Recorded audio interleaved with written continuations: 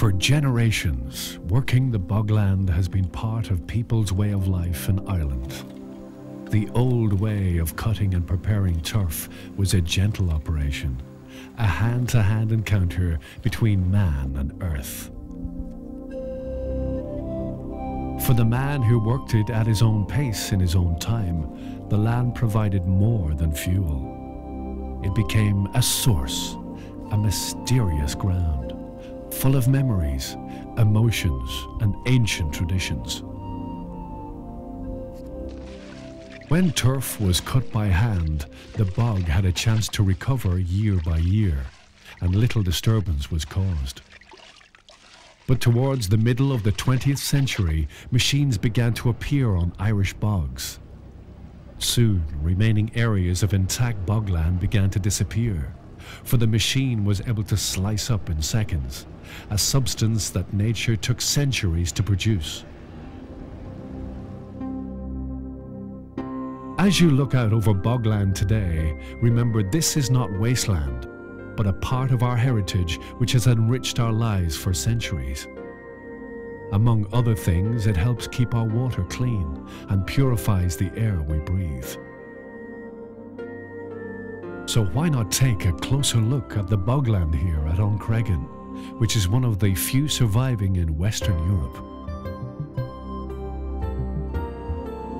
Vegetation is an essential ingredient to all peatland. Sphagnum mosses are the main plants that really form the bog.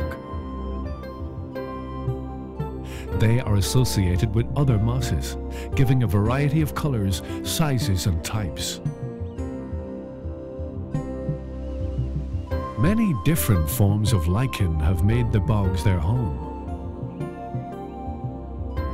The Bog Plant Life is beautifully different, from this yellow bog asphodel to the white-beaked sedge with its delicate white flowers, to the carnivorous sundew plant which uses its bright leaves to trap insects, thus giving it the nutrition it needs to grow.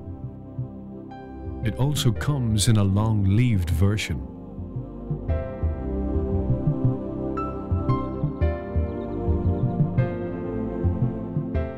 Blowing gently in the wind, bog cotton can be seen all across the bogland.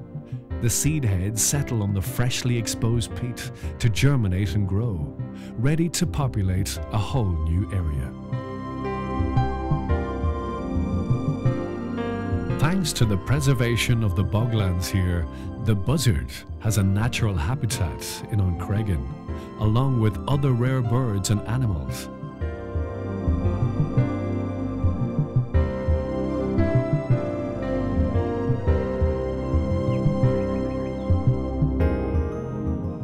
Also living here, this may be a relative of the famous Creggan whitehare, immortalized in folk songs and folklore as the hare that couldn't be hunted.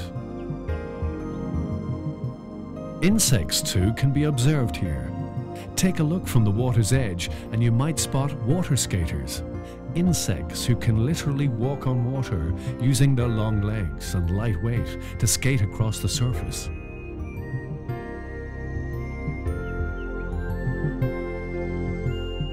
Or the Whirligig Beetle, so called because of its habit of swimming around in circles.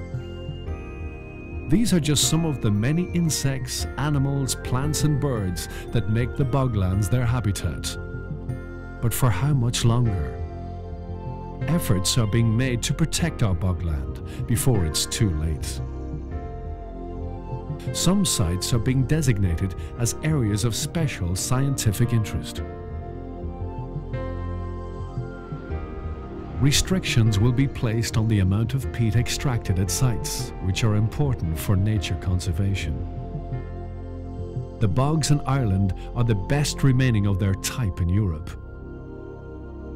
We should be aware of what is happening around us.